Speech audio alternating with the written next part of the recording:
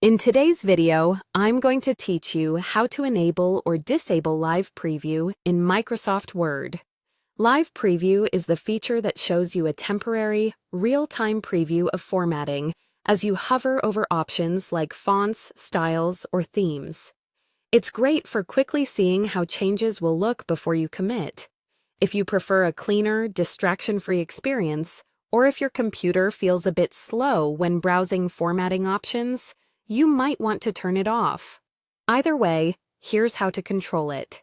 Start by opening Microsoft Word. You can use any document, even a blank one. Once Word is open, look toward the top left and click the File tab.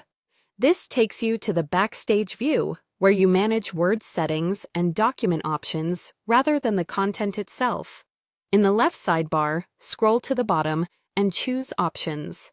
This opens the Word Options window, which is where most of Word's global settings live.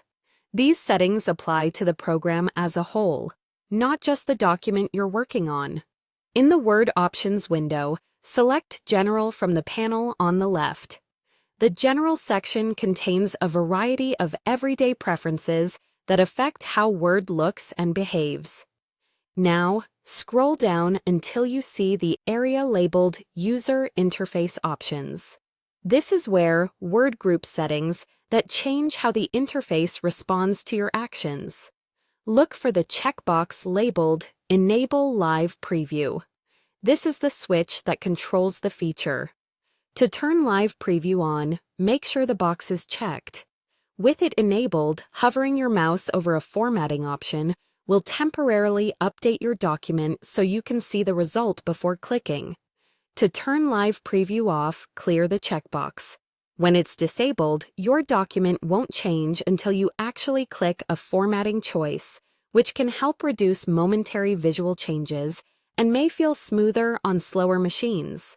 Once you've set the checkbox the way you want, click OK at the bottom of the Word Options window to apply the change.